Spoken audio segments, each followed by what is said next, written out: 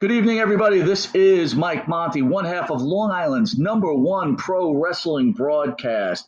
We're produced out of Indie Music TV in New York. That's Ron Conkema, New York. Yes, again, that's Indie Music TV. You could also catch us on RTF Sports Network. That's RTF Sports Network, the #1 growing streaming sports network on the air today. Catch us every Thursday from 8 p.m. to 9 p.m. Yes, we're their anchor show. And catch our rerun on a morning drive time from 10 to 11 a.m. You could also catch us on the Monty and the Pharaoh YouTube page, the Facebook Live Monty and the Pharaoh page, Twitch TV Monty and the Pharaoh page, Spotify, iHeartRadio, Anchor, or any streaming network. We're on it. You can find us anywhere. Also catch us on New York Cable, Channel 115, every Tuesday from 8:30 p.m. to 9 p.m. Also catch us Saturday mornings on Channel 115 from 6 a.m. to 6:30 a.m. And catch us Saturday morning at 1:30 a.m. on Channel 20.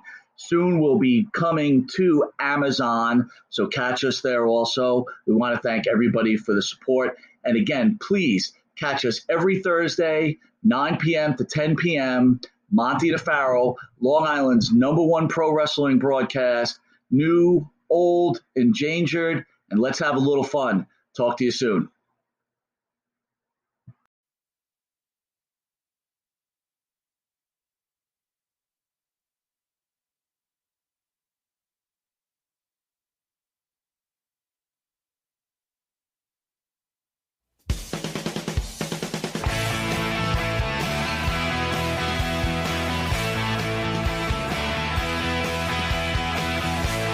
In my dreams, in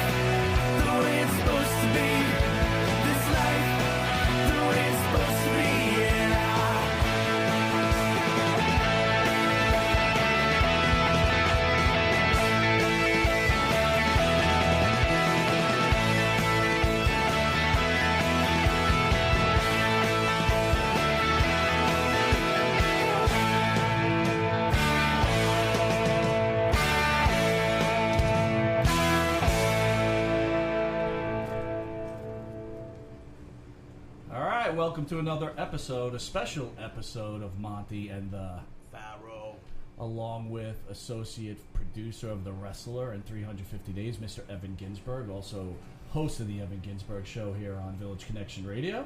Thanks for having me back. And none other than Hall of Famer, WWE, NWA, AWA, all-time super wrestler, and our fan favorite, Greg the Hammer Valentine.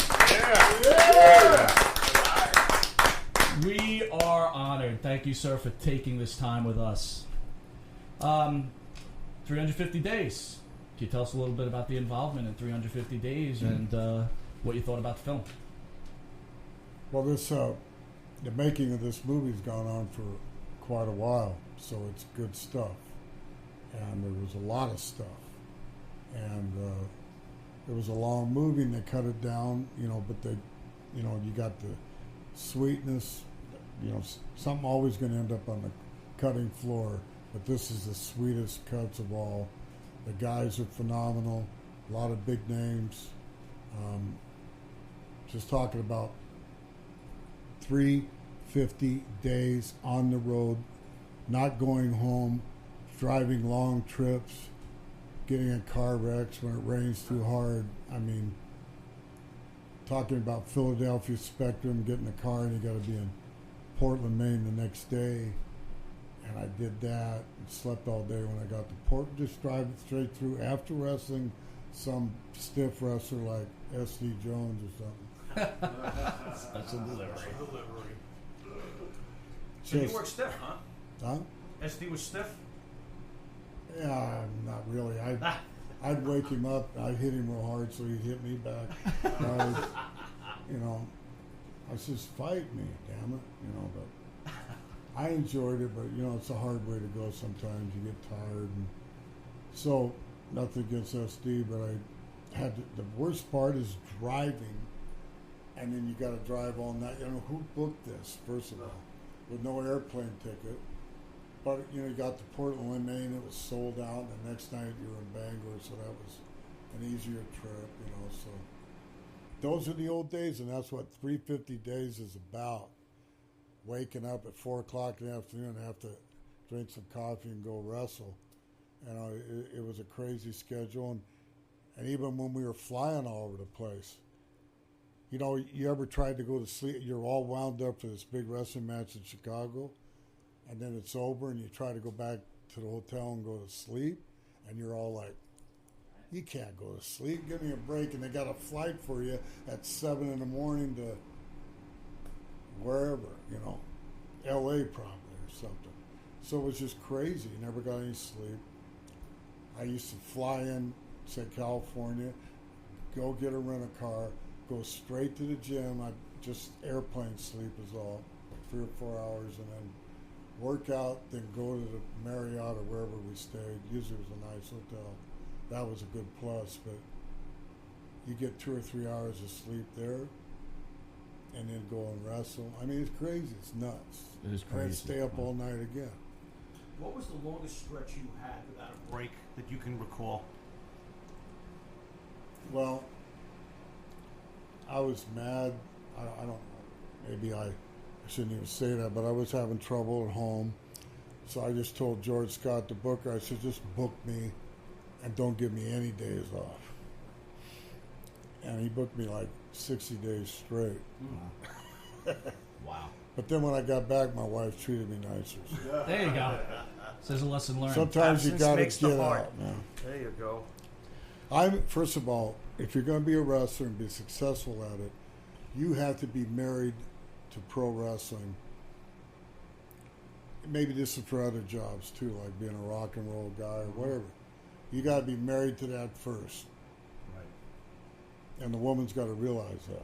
Right. Was that difficult in your situation, or was that something that after that was that 60 days the one time where you had to, look, I'm a wrestler. This is what I do for a living, or no, the other time I just threw her out. There you go. Wow. There I go prying. That's anyway. That's back before O.J. Simpson did all that shit. Jeez, oh my God. That's a message for Mrs. Monty. Ay, Be ay, ay. careful. The laws changed, but I never beat my women up. I just told them to leave. Right. Get out. Right.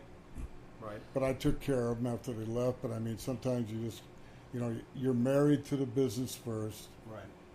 And thankfully, the woman I have now we've been together a long time, and it's great. So it takes a while to find out that. I got a happy medium now, but I don't work all the time now. Right. I mean, to be fair, but I like to work on the weekends. Yeah. And get away, and she likes to have her space.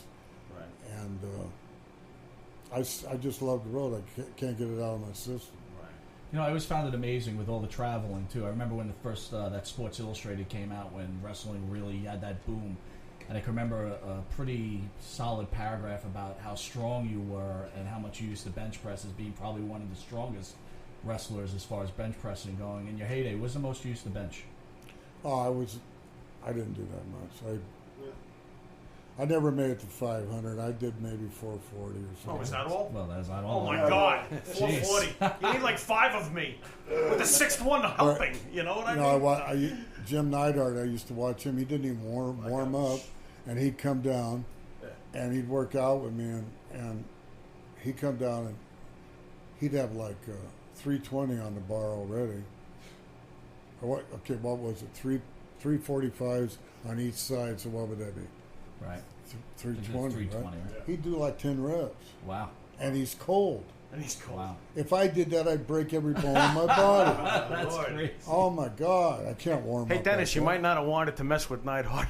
Now that you know that one. And another guy could do that was Dino Bravo. Oh, okay. He could just sit down there and not even warm up and do it. That's, speaking of Dino Bravo, was there any legitimate heat between you and Dino? I know in WrestleMania 3, I think that's when they broke up the Dream Team. Right. From what I've read, you were unhappy with that breakup, and you did not want to participate with Dino. Is that true? Yeah, but it wasn't nothing against Dino. I tried it for a while, but I just didn't have the timing with him. And then every morning, when you're in a tag team like that, you're like married to you don't sleep in the same room, but you're married to your partner. And every morning he was beat his fist, and he just flipped out every morning, couldn't find it. I says, calm down, dear. But the worst part, I could put up with that, but the worst part was the timing wasn't there in the ring. And it's hard to control a tag match, and he wouldn't listen to me, but I don't know, he just... There wasn't that. It just didn't jive, yeah. And then they came up with a stupid angle where they were going to steal the bulldog, and we were going to walk out with a dog, one of those things that stick out a dog collar, and that's bullshit. You guys were going to take Matilda. Yeah, I mean, I guess. How could you? Would you guys buy that? No. To me, it was cartoon. No, it would have been horrible. It was cartoon. I said, "Is that all you got?" Yeah. Did you resign over that, by the way? Can I ask that? Was that, well, was that like the final straw for you? Well, they had that was just about, but I was kind of going to go along with it, I guess. Okay. You got to pay the bills, and they weren't hurting me. Right. But, so then they came, what happened? They, we went to Madison Square Garden, new Dream Team, and we're wrestling the Killer Bees, and they want us to put the Killer Bees over. I said, that's it. Yeah, I've had it. Yeah. No, I went out and put them over, and I did something with a cute finish where I figure forward one of them and standing like this, and the other guy jumped out the top rope and rolled me up. It was a cute finish. Wow. Nonsense. But I got upset. I says, I'm leaving, and I'm quitting, and I'm not telling anybody. I had like 10 more shows to do, and I got on the airplane and flew home, and I was by myself on the airplane. My God, there was nobody on it. And who gets up in first class and goes to the bathroom is Hogan. So all of a sudden, he's like Vince's right-hand guy back there. Maybe, I don't know. But I'd hide.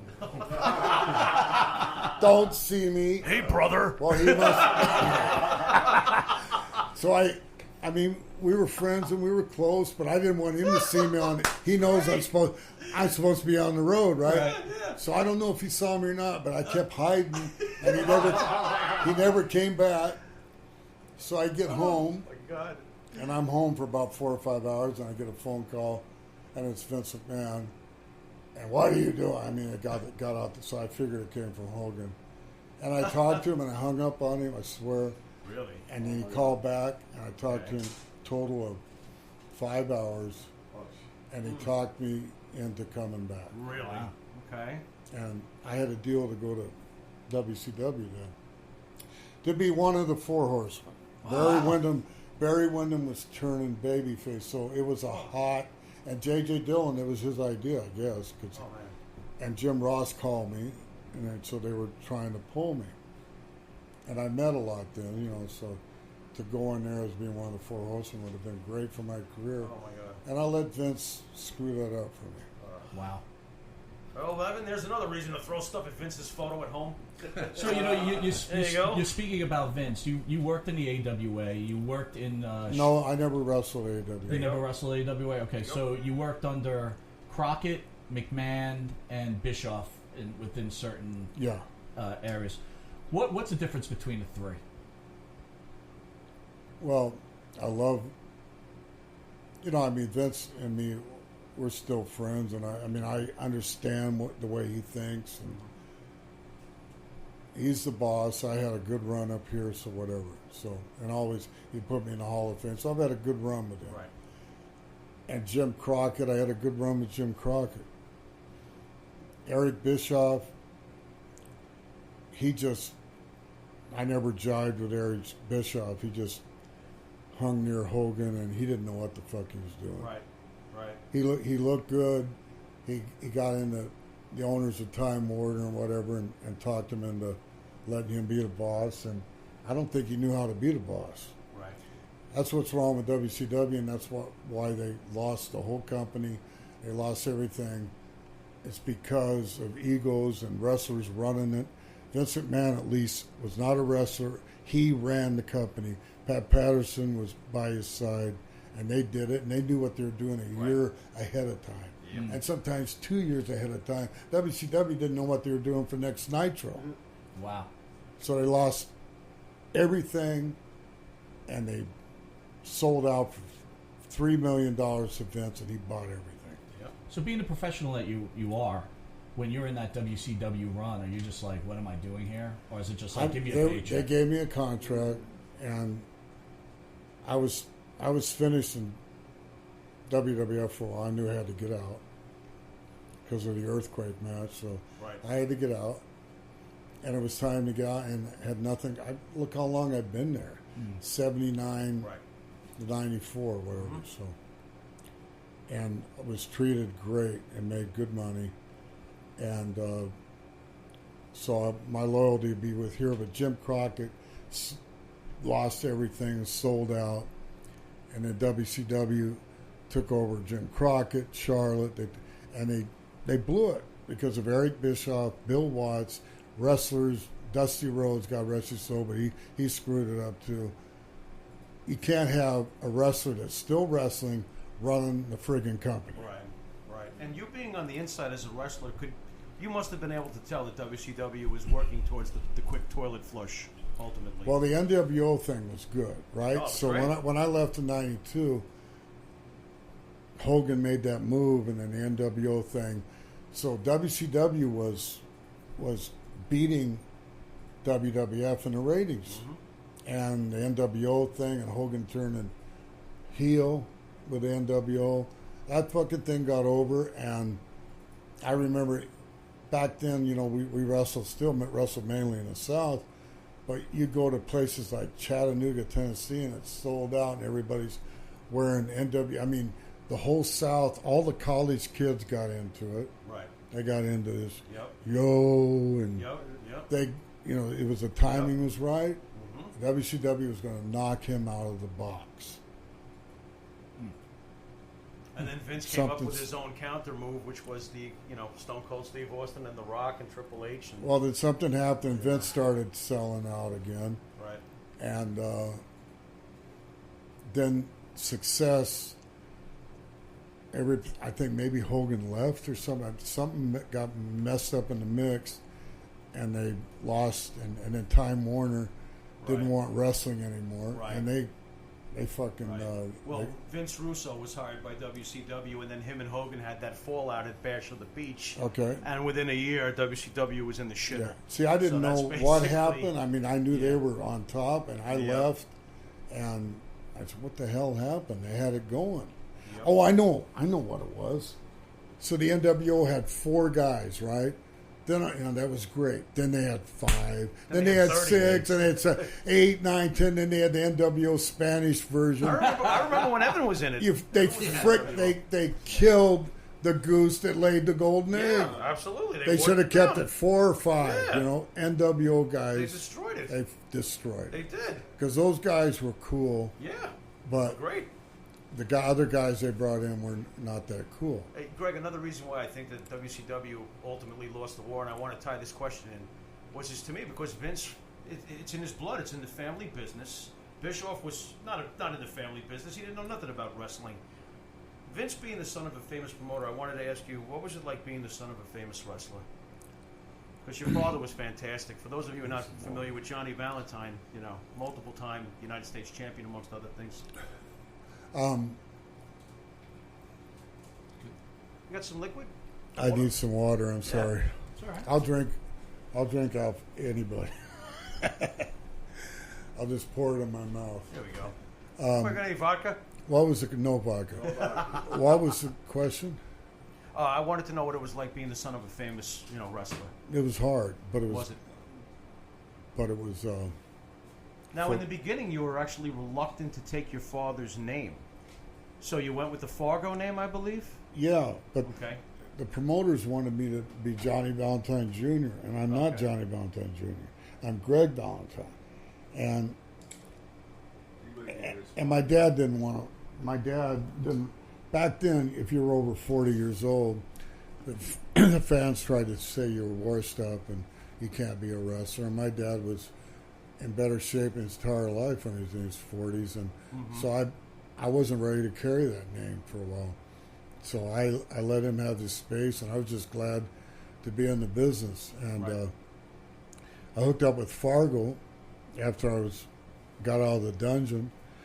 And then I met him in Detroit, and Fargo taught me a lot. I was a Fargo brother for 2 or 3 years off and on. Great psychologist in the ring. He wasn't my dad's style. He was more like Buddy Rogers. He did the strut. Okay. He did high spots. Okay. He didn't do that. Later on, I adapted what my dad did. But I mixed that with Don Fargo's style and Johnny Valentine's style and came up with my own style. Right. Right. You mentioned Stu Hart. What was it like being trained in the dungeon? And also afterwards, I think you got some training from the Sheik also? Yeah, all that was good. But I really didn't learn that much working out in the gym or working in Stu's basement. He just tortured me a little bit, but that was all good. Okay. But that's Describe tortured. Well,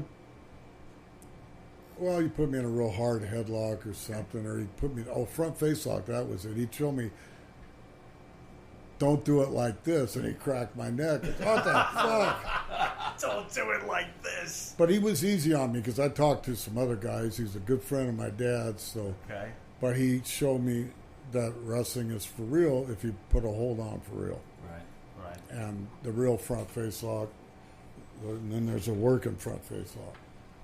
But it's one of the best holds in the world, and it's a good wrestling hold too, but it's a real hold, a front face lock. But I went to Sheik, and Sheik didn't do anything. I stayed with the Sheik. He had a big house, big ranch, and he always, every time I saw him after that, you used to live with me. I lived there about 4 months. Like, it's only 4 months, dude. Yeah, and he had his son, his retarded son. No, he wasn't. I'm sorry. Eddie. No, I'm not. I'm sorry I said that. my God. I got to be. You meant lopsided. Go on. I'm sorry.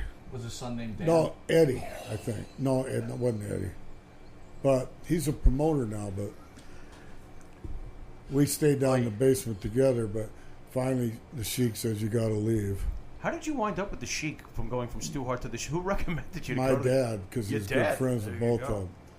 Greg, But I wrestled from, he had a ring in back by the swimming pool, but nobody came over to work out with me. So he just put me in a ring and let me wrestle. And I wrestled Bobo Brazil. I wrestled all these top guys. But I learned from them. You know, they were, I just follow them. They do this.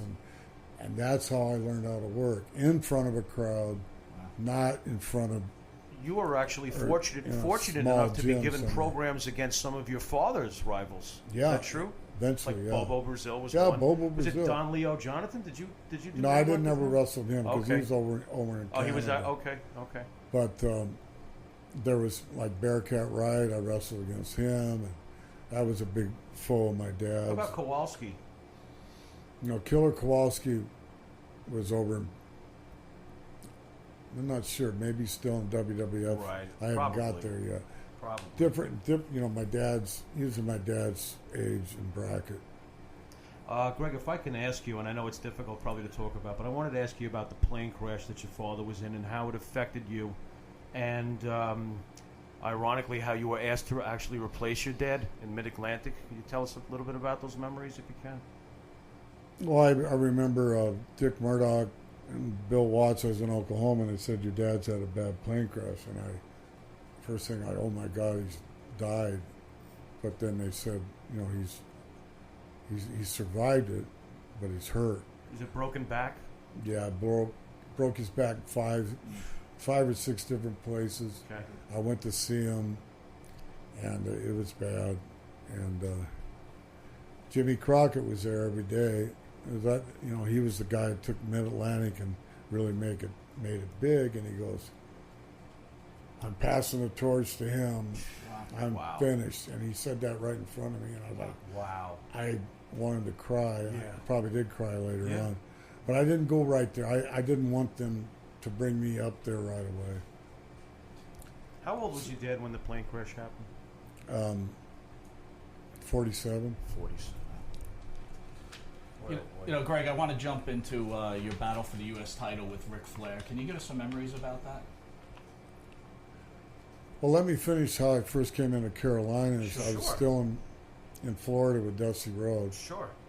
And I liked Dusty personally. I liked him. And George Scott kept calling. I liked Florida because there was a lot of beaches and a lot of pretty girls. And Okay. I was making $1,000 a week. And we loved Florida Championship Wrestling. We used to watch it. Loved it. I mean, great.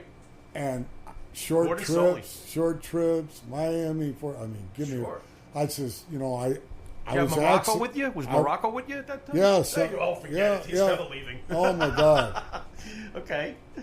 Yeah. And George Scott kept calling, and so I'm going to play with it. I says I can't turn this opportunity down. I don't really want to go to Charlotte because nothing but hicks there. I'm thinking, no offense. You can hear Ric Flair now. Bunch of hillbillies up there. Charlotte, I've been in L.A. and Florida. I got to go. But the money, you know, so they were tempting me with that and the big break. So Dusty says, come on, you're going to eventually have to go there. Let's send him a tape. So he set up all these 2x4s or something like that I could break. And I drop an elbow on, and I drop two. You know, I sent that tape up there. My arm was black and blue after that, but they sent it up there, and they played it. Kept playing it on Carolina TV, Mid-Atlantic, and then I finally went in there for one shot, and didn't. And then he says, "You're not coming in yet. We're bringing you in for one shot." So I came in there and wrestled a household name there, Johnny Weaver, They had me jump off the top rope, which I wasn't used to doing this, like Randy Savage, and drop the elbow across his neck. And I got him, and I think I friggin' almost killed him. Didn't you retire him? He retired, yeah. So he retired because of that.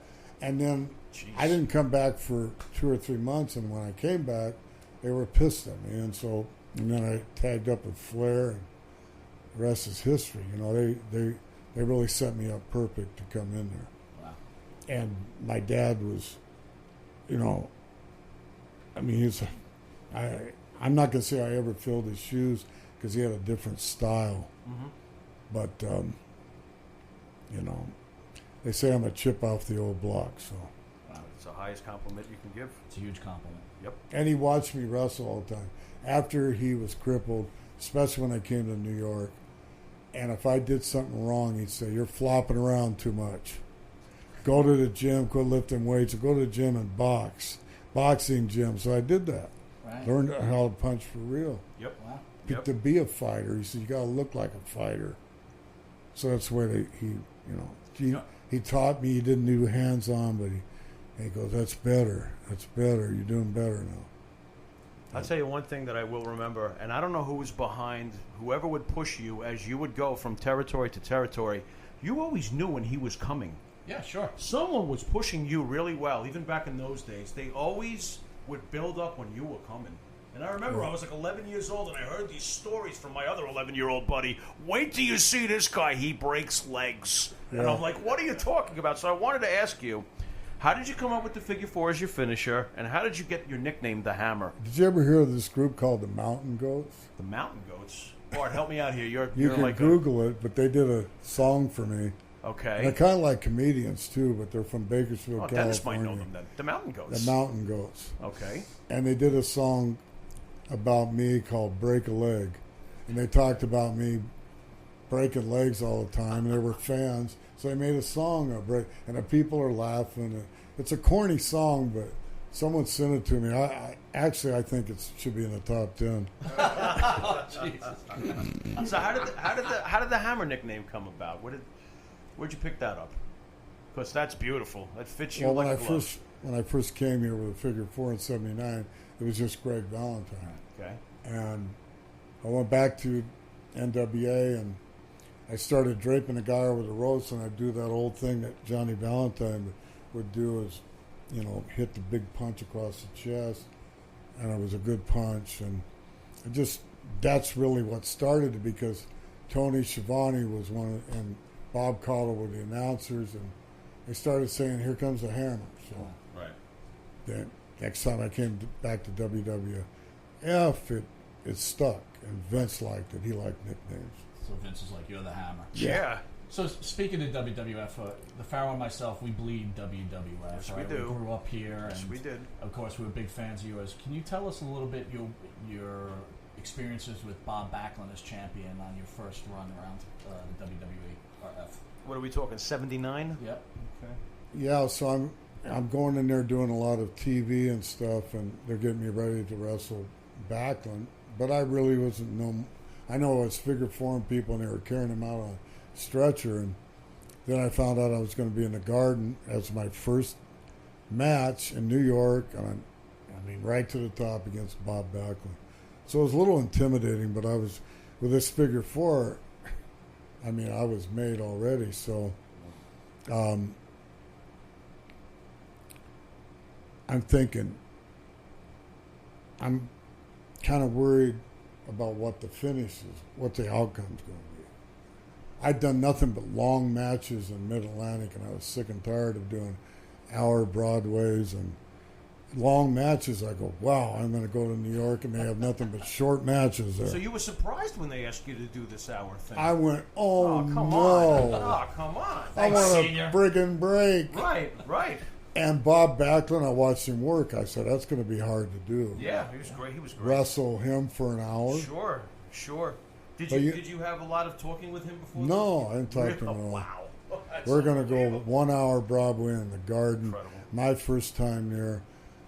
But here's what happened. I worked with him, and I didn't try to punch him, and we just wrestled. And he was in such good shape that most of his matches, he never blew up ever, and he wouldn't sell for the guy. And he wouldn't sell. So the people didn't really get behind him, and he just beat him. And the guys didn't know how to work with him. Well, me going an hour Broadway, after 20 minutes, he finally got tired. Wow. So now I'm going to hold him down. I say, Bob, just stay down and sell this. And he respected me, and we liked each other. And I respected him as a shooter and a double tough son of a bitch that could have got mad at me and tore my leg off. But we're out there doing business. Mm-hmm. And he respected me that, he knew I was a little bit tough, but not a wrestling tough like him. So we learned how to work together. I love Bob Backlund after that match, then we always had good matches, and I could lay in some chops on him, but with him it wasn't about that. It was wrestling back and forth, and I really learned how to wrestle from him. I learned some amateur stuff. So I love the matches I have with They him. were great. So Love them. that's great to hear because we loved your matches with him. Absolutely. But a lot of the former wrestlers speak about Backlund as almost bankrupting the WWF back then because he wasn't a draw. Is there any legitimacy to that, Greg? That Backlund was a poor draw? Because Mike and I talk about it, and we don't recall that. We used to go to the Garden regularly. We don't recall. Was Backlund when bad I for wrestled business him, after a we while? drew. Yeah, I guess Yeah. it was true. They should have just kept me for 3 years going against that. Just keep going and going. Probably would have been a good idea. Don't bring anybody else in. But what would have been so wrong by putting the belt on you? Let you guys exchange it a couple of times. Well, they held it up. Vince. They held it up the second time. Yeah. But I don't know what stopped it. I was in line to get it, and I should have got it, and then I could have wrestled everywhere, and then Vince gave it back to Backlund. How about October 19th, 1981? Where you actually are smart enough to hop up first and the referee gives you the belt. And you walk out of Madison Square Garden as champion. I'm still angry that they took it away from you. It was set up like that, double pin. Rats. And we both had our shoulders down, but they wanted to hold belt. They wanted to hold the belt back up. Excuse me. They wanted to hold the belt up. Right. And Ernie Roth, my manager, the Grand Wizard, kept saying, "You might get the belt. You might get the belt." So for about a month, I couldn't sleep. Right? Yeah. And, I want that belt. Yeah. I wanted you to have that Didn't belt. you actually defend the belt one time? I thought in the Spectrum they actually had you defend the title. After you walked out that night with the belt? You told us you Not got the some world pictures belt, taken with it. But I got pictures taken with it. Yeah. Okay. Oh, okay. So let me ask you this. You've worked with many champions. Which champion drew the most money for you? I drew money for myself when I was a champion. Right. Yeah. Put the belt on me, I'll draw your money. Compare Hogan's drawing power to... I'm just going to bring this up. Here you go. You can talk about Hulk Hogan all you want. I'd go in there and wrestle him, and I wouldn't hardly have to do anything for 10, 15 minutes, whatever. He'd do 15 minutes. I didn't have to do nothing because he was so over. But he knew how to sell me, too. Right. And he was much bigger than me. Right. And I had the guy was so over, and he could beat you and it still didn't hurt you. And he used to tell me, this wasn't part of the finish, he'd say, "Hammer, put the figure 4 on me after I beat you." Nice. And so I got my heat back. Yeah. That's all that matters. Right. How is Hulk Hogan as a person to you? I love the guy. I love this. This is great. I love hearing Yes. good things about Hulk Hogan because I love Hulk Hogan. Yeah, I do too. He was always Brother. genuine to me. He loved my dad. He used to Awesome. watch my dad in Florida. Awesome. And he's still right up to this day. We still text once in a while and emails. And Julie, he loves my wife Julie. And How would you measure his importance and contributions to this business, if you could? Where would you put him? I mean, if you had to. out of It's all not the an guys, easy question. I'm still gonna. I mean, I love The Rock and I like all John Cena, all these other guys. Sure, but sure. Hogan's the number one banana. I agree. Wow. I agree. Listen, I want to get back to the Grand Wizard and some of those managers back yesteryear. Albano, Freddie Blassie. Oh, How was your relationship with the Grand Wizard? And do you have Great. any good stories to tell about Ernie? loved him. Great. Oh, he always worried so much, and he would call me up all the time when he lived in Fort Lauderdale. And he'd tell me, he was a worry wart, but what a great guy, Manager of champions. I actually when Vincent moved to Florida, I actually took Julie and I, we went down to see him at his place, Fort Lauderdale. So he was a personal friend. He was like a real manager. He wasn't just someone they stuck with me. Right. Wow. Right. Incredible. What was if you have to pick one, what is your favorite match that you were involved in your career? If you have a favorite match, any possible way you might have one, or are there just too many? There's too many favorites. Okay. What do you feel was your most important match? The one that you're going to be most remembered for? Because Bart and I just saw an awesome dog collar match today. I was going to say it. Yeah. I mean, all the stuff I did with Tito and Hogan and Roddy. British Bulldogs Yeah. up here, Right. The people eventually saw that up here, and yeah, that's got to be the most cherished one. I know we were trying to set an example, and we did a good job of that. And I remember being WWE like 10 years later, and so people were seeing me all the time. Oh, we just saw that match, a dog collar match. It was before DVDs were out, but they'd come out with VHS, and that was on some thing from Great Matches or something. Did you and Roddy discuss anything about the match beforehand? Oh, I'd never been in any kind of match like that before. I hadn't even been in I've been in a Chief J Strongbow strap match. Okay. It's basically kind of like that psychology. Broke his leg too. Yes. God bless him. He was a great guy. Oh my God, it was like a night off. Really? Okay. All he did was shake, and I'd hit him. He'd shake some more, and I'd hit him some more. The only Italian Indian and then I he'd know. attack. Yeah, the Italian Indian. He'd attack and dance and give me some chops, and I'd take a bump and the I'd fans screw loved up. him too. He got a huge pop. It was, J. but Pat Patterson told me one time, he'd laugh. He'd go, "Greg, you did all the work." I said, "Yeah, but he did like 5 different comebacks on me." But I would just stay on him, and it was great. It was the easiest money I ever made. And he never hurt me because I couldn't feel it, you know. But did you and Piper work out anything beforehand? No, he just came over to me. We weren't that close yet, you know. Okay. We were sort of close. Okay.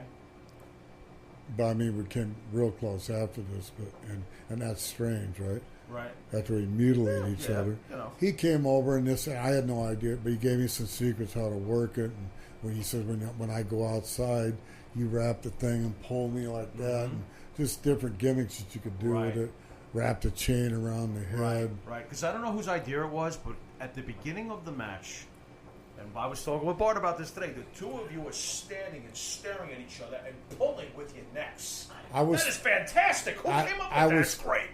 We talked about that great. before. But then when he was in the ring, he was kind of talking to me. He says, because I'd never worked that kind of match. Okay. So then I got it. You know, we need to use the chain every time we could. And then I had a spot where I set up where I had him beat down, and I put the chain kind of like between my legs, and I'd walk off, and he went boom like that. Hit them high notes, Greg. It was, it was great, and great match. But I remember rapping. He always called me a stiff sausage fingers son of a bitch. Stiff son of a bitch. And so I wrapped a chain around his head, and he's sitting down, and he's already gigged his ear, and he's bleeding all over the place, and I drop an elbow on his head, and the chain being so tight, almost, maybe it did knock him out. Wow. And he's saying, "You motherfucker." He got out of there, and I blocked him. And I'm not going to stand there and go ahead, hit me. I'm blocking him. That's way. It looks like a real fight anyway. Right. These guys ruin the match when they get up there and they don't even try to block a punch coming in. You gotta block it, right? Yeah. But I'm definitely blocking these. He's still got me on the back of my head and my ear, and he's friggin' killing me. So that is a real match, probably as real as you're going to get. Right. And you guys were all blading back in the day, right? Or was that true about Roddy's ear being really that sensitive that it would bust open like that? To work up to this dog collar match, I would be ramming his head in the ring post. Right. And he'd take his own bump, and he'd hit it so hard he'd knock his freaking self out. And then he's cutting his ear. And he mangled his ear. But I got everybody thought, even the other wrestlers thought I really did it because I was stiff. He took his own bump into there, right? I didn't run him in there. Right. So he was just one great seller and great guy to work with. And everybody said, how come you never wrestled each other up here in WWF? We were tired of that. Yeah. Really? You can't. Did Vince bring it to you? Like, I got a great idea. He had a great idea. You go out in Roddy Piper's pit and shake hands. Really? That's right. That's right. That's true. And I agreed with Wow. I got one thing I'm enjoying about the Wow. interview. It seems like you have such respect for your coworkers, and you seem to All the have time. such a wonderful relationship with them. It's really good to hear. Well, you got it because you're only as good as your opponent. You got to make your opponent look good, or you don't mean shit. Right. And that's the whole old school of working. And I was always, I'm not going to let some guy kill me off. I'm going to stay over. The only bad part in wrestling is you eventually get older and, Right. but I'll still take anybody on. Wanted to ask you about the Intercontinental reign that you had. It was 285 days. It's the 5th longest reign in WWE history. It ended, to me, in a fitting conclusion where you destroyed the championship. It was a great ending. Whose idea was it to destroy the championship? Was that Vince, or was that... It probably came from Vince. Okay. Did Jay you agree Strongbow with that storyline? Were you cool with destroying the belt? Or? Well, I knew I was going to do the favor. It was coming up, and I liked the outcome of it. Mm-hmm. Yeah, and I your was feelings happy on with it. Tito as a person, as somebody you worked with? Probably the best opponent, number one I ever had. There's some other number ones, but he's definitely a number one. Do you ever cross paths with him nowadays? Because I think he's still out there doing his thing. I just talked to him today on the phone. Oh, there you go. Yeah, that's definitely we'll crossing always paths. see great friends. My wife speaks Spanish, and they're good friends. I always put him on the phone with Julie. Wow. I wanted to ask you about your program with JYD at the first WrestleMania, and if I could mention the promos, if that's possible. Sure. Some of those promos today might be looked at like, oh dear Lord, but they were done a little bit differently back then. Were you okay with these promos? And Well, I tell grew us up about in the program with 50s and JYD. 60s and watching Archie Bunker. Joe, there you go. So- There's only one answer to that. And they Hello. said they said the N word. I didn't say the N word. Right? No, of course not. But Of course not. and I wasn't really implying it. I didn't because Did I've never JYD come up to you like, yo, bro? I've never been prejudiced. Right. Never. One time there's a bunch of kids and they were black kids and they were doing something and Coco was right there and I yelled at him Coco and I said beware. the N word, right? And I turned around and he goes, Greg, don't say that. I go, I'm sorry, man, but Was the bird with him? he says, they were what you're not. I says, you're a good black man. Oh boy. How was your feelings about being at the first WrestleMania? No, Did you know at the time, like, this is going to be like the Super Bowl of wrestling for the next, what? I pretty much had the idea after I was doing a lot of media and they were bringing all these big stars, and I said, this is going to be a big Yeah, thing. you Because can tell. Starrcade 83 was Right. closed-circuited, Right. and it wasn't on pay-per-views, Right. but that was the first pay-per-view. But Right. you know what? I found out because George Scott was a booker then, and I talked to him a lot before he passed away, and he was my mentor in that, as far as, giving me a lot of breaks. He said WrestleMania, he said, and I'm going to say exactly what he said. He said he coined the phrase WrestleMania. Wait a minute. So you just rolled right into this. He sure did. So Dr. D was in our studio Recently, a just couple few weeks ago. back, yeah. Dr. D claims to be the man who came up with the name WrestleMania. You had a relationship with Dr. D. Is this true or not? Well, I never heard him say that. Me and Dr. D are friends, Okay. but he was there at the same time George Scott was. Well, George said it was up, and maybe he heard it from Dr. D. Who knows? I mean, people are going to Yeah, steal. let them fight it out. But Well, Yeah, let them figure it out. I thought, because of Beatlemania and all this Hulkamania, then WrestleMania, right. Right. So, well, George told me, I believe George, but it could be both, Do you have a favorite WrestleMania moment? Anything in particular that stands out for you that you recall most fondly? Having a decent match with JYD because I never wrestled him before, Right. and he wasn't really my style. A match you won, by the way, after they screwed you out of it afterwards. What is this? This is like a freaking never-ending. Let's screw Greg Valentine. I just wanted BS. to get through the match, Yeah, and I was happy enough because he's not a guy that goes 40 minutes. Right. And we really didn't have an angle except he was over and I had a belt. Right. Yeah. Right. And so it was good enough. It was good. And Tito ran in at the end of it. Greg, what was a payday for the first WrestleMania? Ooh. Is that too much to ask? What was the payday? Wow. For WrestleMania 1? Drum roll. What was that? It was somewhere between 20 grand and somewhere between 20 and 40. Wow. Man. That's a great payday. Wow, there's a big in between there. Congratulations. Well deserved. It was, Worth every penny. I should have been 50, but You know, and that was a title match, so I wanted to ask you on the subject of titles. What was your personal favorite title that you ever held? The one you think about the most? Like, this belt's mine. I love this belt. I loved holding this title. Which one would it be for you? Well, I made a lot of money with a U.S. belt. Great. But I guess and I had it 4 different times, so it's right up there. And Intercontinental, I mean, all the championships. I guess I'll go with the IC belt. Really? Because WrestleMania. The Intercontinental title, WWE all the way. Makes me happy. There we Makes go. me happy. Here's a question I'm sure you've been asked, but I'll ask it anyway. If you could do it all over again, would you change anything? I'd go get a job somewhere. What? Nice. Lies. Oh, Lies. I'm not The hammer lying on Monte and Sparrow. Here. No. Excellent. Works No. for me. No, I wouldn't. The only thing I wouldn't do is, I mean, everything business-wise, I was happy with it, but some of my investments weren't great. Don't ever invest in real estate in Florida. And, just think, like, as far as the business goes, I had a good run.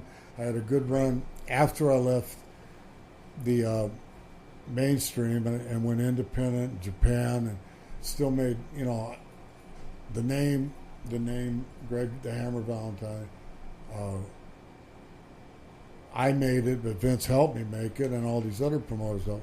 But I kept it, and I'm still going, and I'm just happy to be healthy and happy to still be able to get in the ring.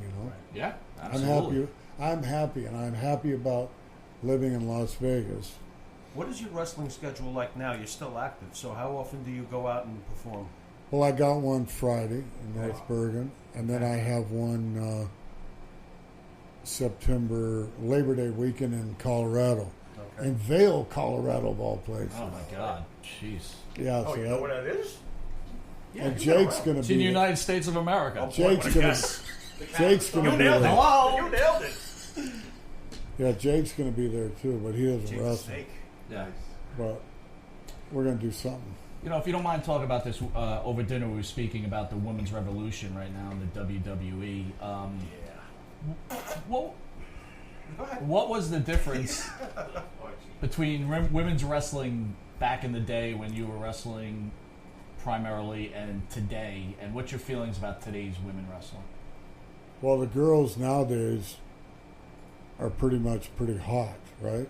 That's fair. You'll have to tell me. Yeah, right? no, they certainly don't have to tell Paulie makes Herbert over it here. makes me nervous to watch them because they're that hot. Oh, Lord. And my wife comes out the other day and I'm watching WWE and I'm just flipping through the channels, and Slowly. and the On pause. girl wrestling was on, but it was Ric Flair's daughter, right? So I watched that, and then she comes out. Oh, you're watching girl wrestling now. I thought you didn't. I thought you didn't like girl wrestling. That's what I get yelled at for. This is hilarious. Oh boy. Oh my And God. I've watched some of it, and there's a lot of it on now. And those guys better watch out. They might lose their job. Wow. Well, I know Because Ellsworth will. these girls are good athletes, and they're good to look at. Yeah. But I'm still, it's hard for, maybe Ric Flair's daughter, because she's kind of got Flair's big nose. Nice. Oh, God. And I told you, Big Bird. she is tall, and she can, she's a good champion, I think. Is she still champion? No longer champion, No longer but champion, she she's definitely great. is a great She's wrestler. great. Yeah. Fantastic. And she has the it factor, too. She's So, absolutely- the it factor, exactly. She does. But that's from Rick. Yep. And Yep. so that the girl wrestling is, I wasn't aware of how much it came along because I quit watching wrestling. And when I first saw this wrestling, I made a comment that I shouldn't have. And I analyzed that comment, and even my wife got mad at me because she watches that show on MTV, the Bella thing. Yeah. Well, can I ask what was the comment? Would you share the comment? Don't do that. He's going to have to go sit in the doghouse. I just wanted to know. I'm sorry. What comment got you in trouble at home? Just wanted to know what the comment was. About what? Whatever you said to your wife about the women's wrestling. No, it wasn't what I said to her. It's what I said to somebody on some radio show. Oh, okay. Let's hear it. That's all we're about. No, I don't want you. Leave him alone. It's fine. No, you don't need to hear it. All right. While we're on the subject, I already apologized for that. I love women. There you go. And then I started watching more and says, maybe I'm missing something. right there you go. And you know what? Damage control. The guys better watch out. They might lose their job. That's true. That's true. Hammer, I wanted to ask you. It's called a transition. Not a transmission. Not a transvestite, but a transmission. Speaking of Wait, hold on. He's got. transmission and my Cadillac's going out. That's why I got confused. That's okay. My engine in my car went out. Oh. My cat got hit by a car. You guys with your car troubles. I wanted to ask you, how do you feel about Moolah with what went down recently with Fabulous Moolah? Are you aware of what went down with Fabulous Moolah recently? No. Oh, okay. Well, they had named a Battle Royal after her at WrestleMania, and then it turned out that supposedly some people said that she had been... Mike, help me out here. She was a madam in the wrestling industries, and she would train, take the wrestlers' money, and then actually sell them sexually to either promoters or wrestlers. That was coming out. So Vince felt the pressure and canceled the event that was named after her. It was supposed to be a Battle Royal, the Fabulous Moolah, first ever. Was it a Battle Royal or something at WrestleMania? It was a tournament. Oh, was that what it was? Yeah. Did they already have the tournament? Yeah, they renamed they changed it to the Mae Young changed tournament. the name, but I was curious. Did you ever I come saw across that. Moolah? I wondered why it was made. Yeah, so they changed it over this controversy, and I was wondering, or the Pharaoh was wondering, because I would never wonder something like that. Oh, yeah. The Pharaoh was not wondering this. He wondered it. I didn't hear that she was a madame or anything like that, but I heard, she had a lot of girls staying on the ranch there, and the guys would just joke about it. I didn't take it seriously. Frankly, I don't care. There you go. Wow. Side out of mind. All right. I don't care, but I mean, people. It's all about rumors now, and this Facebook and this. Right. Everybody's into everybody's shit. Yep. Yada yada yada, and Yep. Yada yada. that's why I don't do Facebook. And We should just have more breakings of legs.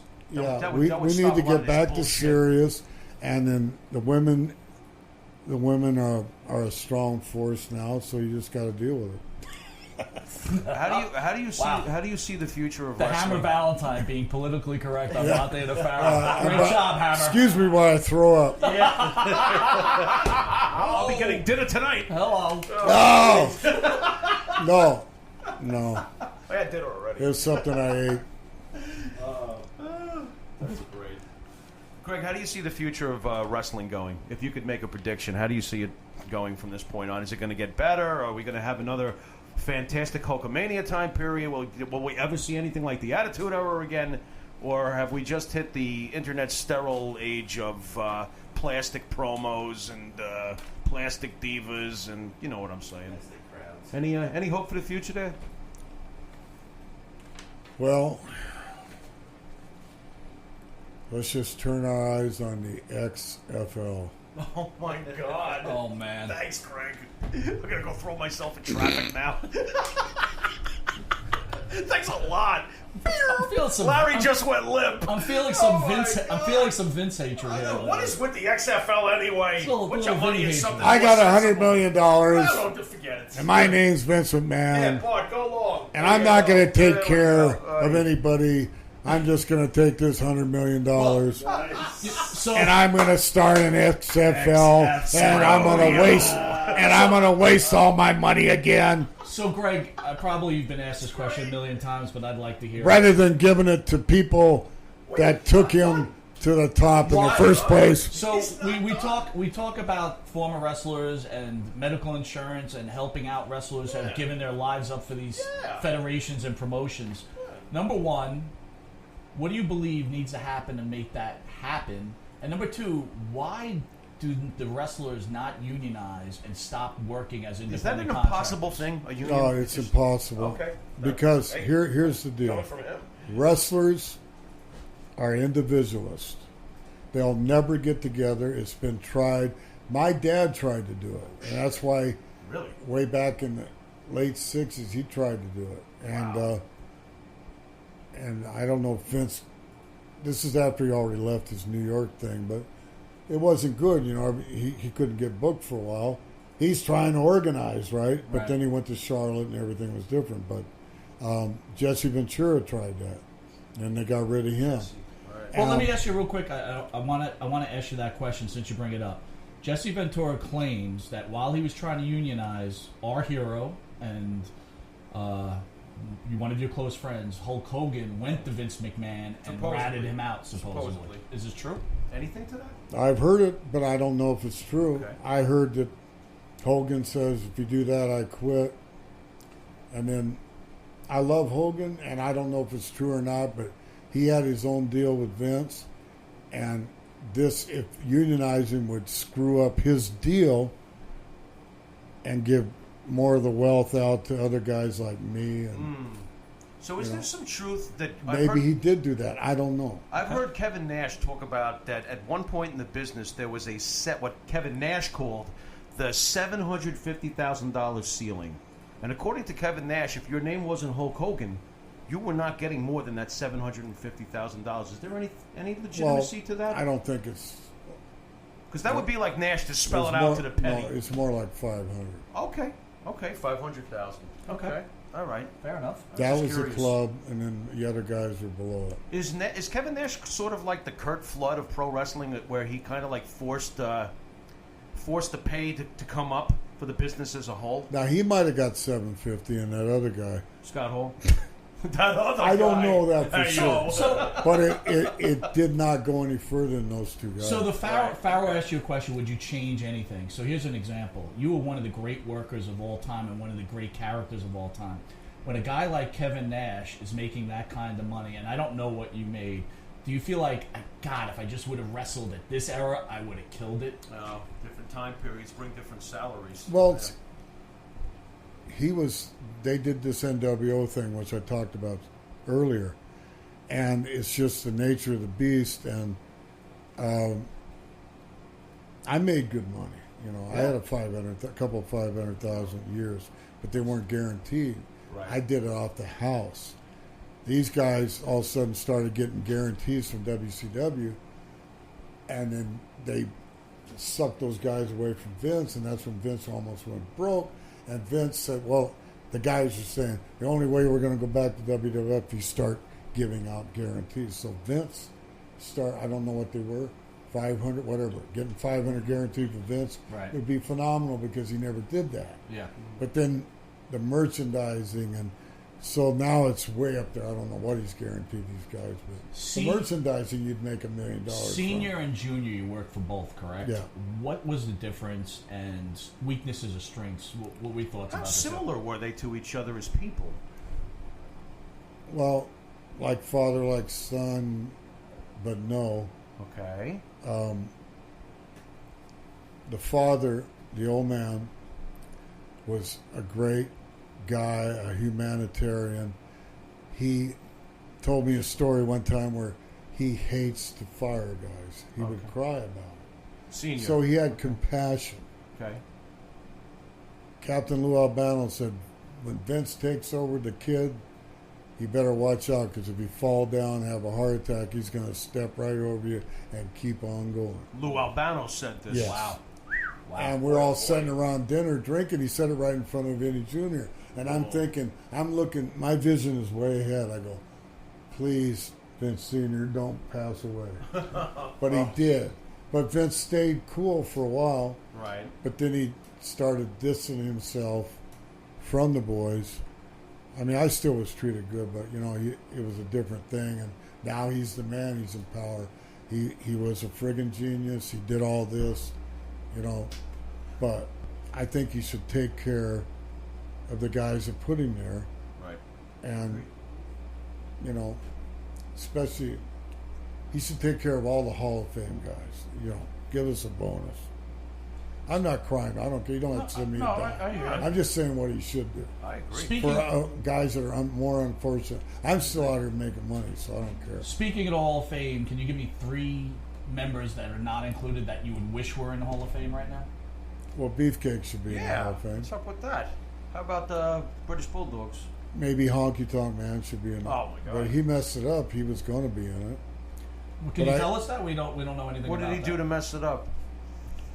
Well, Talk. they don't tell you. Probably. They don't tell you 3-4 months out, or if they don't tell you, because they want to keep everything secret. And he had already booked himself all these places, and he just didn't want to do it. Plus, he got mad about it was in Phoenix, and he wanted an airplane flight. He wanted to be treated better, in hindsight, I don't know if he looks back at it, he messed up, but I think he drew a lot of money here. Mm-hmm.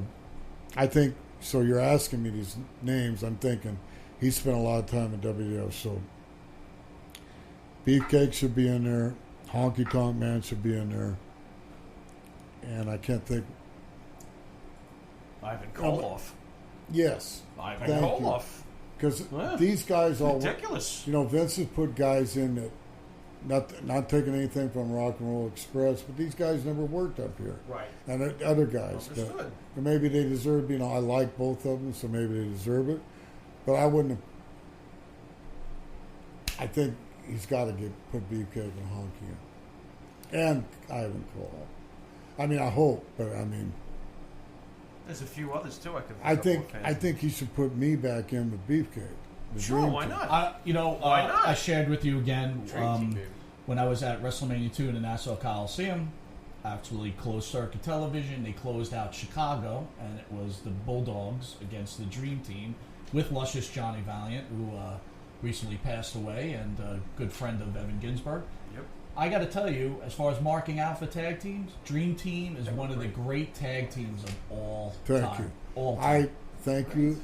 I believe you really mean that, and I really do. I know that I was proud of what we did, and Brutus is proud of that. We really got over here in the Northeast, especially in Canada, and wrestling the Bulldogs. They helped. You know, it was just a good timing is everything really in professional wrestling. Eric Bischoff was once asked after the Monday Night Wars were all over with and he had lost.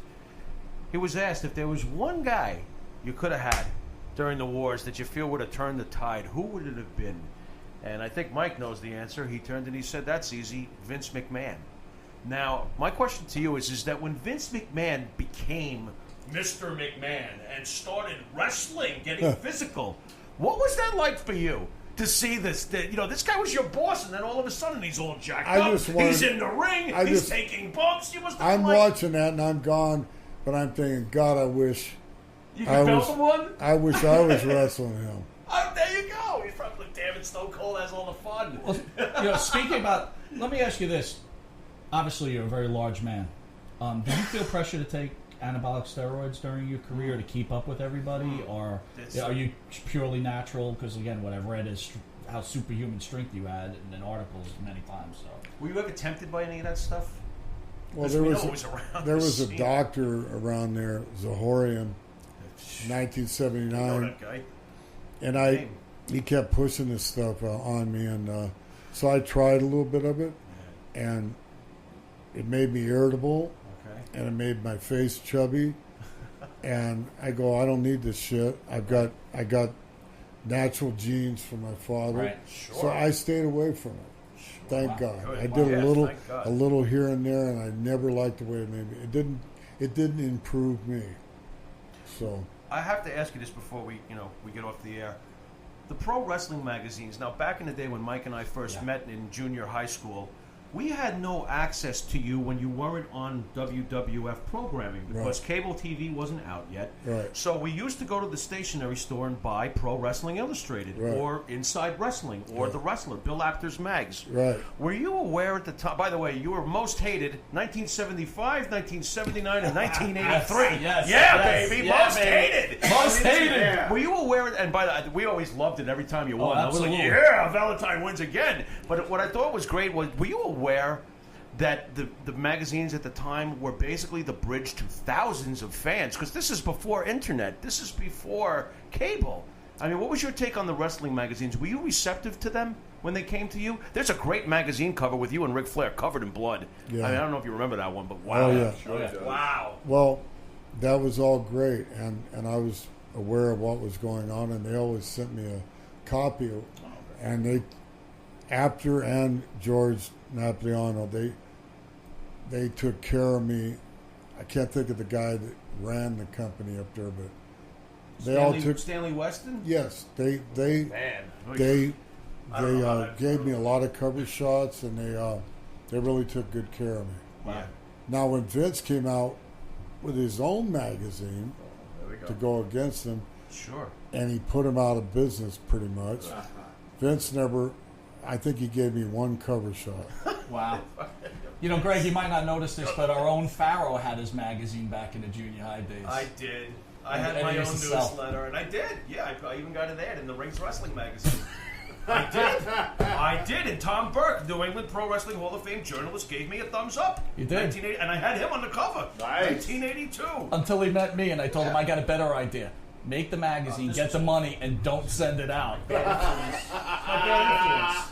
Great. He was like, keep the money, we'll buy wrestling magazines. So I had this stack of magazines, and everybody Greg, wanted to know what a mag was. Greg, we want to thank you for joining us. We know you've had a long day. Very long. You want to give us a send out about 350 days and tell people what they'll be seeing this Thursday. Tomorrow. And where they can see you tomorrow. Well, I'm going to be here in New York at one of these theaters downtown Manhattan, and I'll be there kissing babies and taking pictures, helping old ladies to their seats. Nice. Checking out the divas.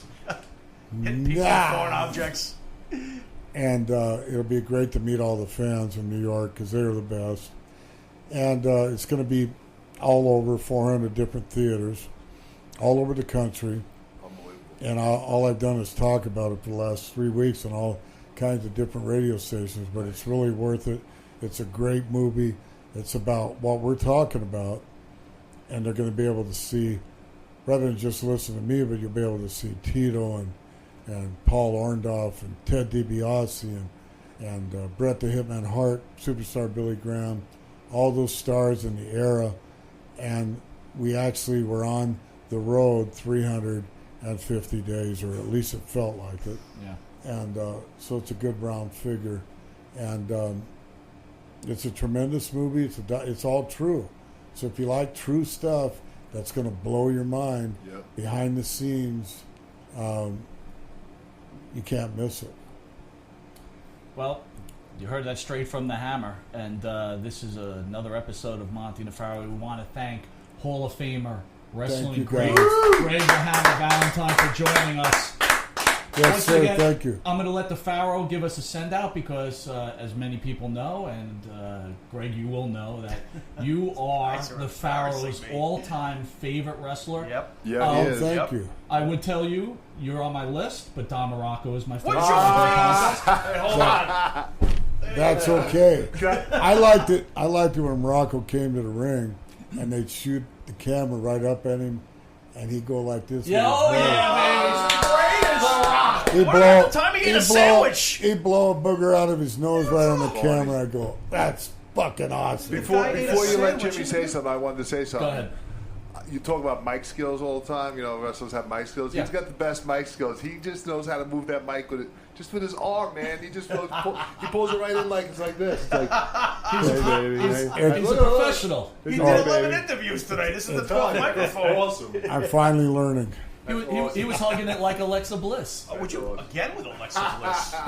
Anyway, once again, it was our honor to have you on our show. You and guys are thank great. you so much. You make me feel good. You make me feel comfortable. Awesome. Thank you And for my childhood, I Greg, could- and Send thank you off, for Jim. always being an influence to me, and just thank you for being my favorite wrestler. All right, that's And great. I feel kind of mushy now. He's the man. Jim, don't cry. Actually, you can cry for me. Go ahead. That's awesome, though. You know what? I really feel for that. Let me put it this way. We're all the same age. Look, so look. we all had the same. We're all the same age. definitely, yeah. Let me So put we it. all had the same experience. I with got to wrestling. say this. And I'm not a big wrestling I fan, but I have did to- have that experience. I have to say this. I can now die in professional I- wrestling Wow. peace. Holy In cow. professional Yeah. wrestling peace, I can. That's awesome. Greg, I'll thank you share. so much, I'll man. share. Thank One, you. I'll share Yes. one thing before we get off there. What do you I'm got? sitting at work, Oh no. and the phone rings. You're not going to do this. It's are the you? Pharaoh. He's going to do this. And he's like, You dude, prick. we're about Go to on. interview the great Greg the Hammer I lost Valentine. it. I lost it. I can't stop shitting. I, And I'm like, dude, relax. my ass was He's like, running faster than you my don't feet. understand. I couldn't This handle it. guy is an icon, and I said, I understand. Losing it. You used all the toilet paper in there. That's what I did. And he needed it. And he needed it. And I ain't needed it. In the immortal words of Bugs Bunny, ain't I a stinker? Anyway. All right, well, so don't forget, 350 days tomorrow, 400 theaters worldwide or USA-wide, and Greg the Hammer Valentine will be in Manhattan. And Hammer? you can catch Monty the Pharaoh at Village Connection Radio at Rockstar Studios every Thursday from 8:05. Get it? Georgia Championship Wrestling, Yes. 6:05, 8:05 Yeah. to 9 o'clock, where we cover pro wrestling. This is Long Island's #1 broadcast of pro wrestling, where we only Yeah, get baby. the real wrestlers, Yeah, the baby. real pros. Greg the Hammer. Yeah, baby. Yeah.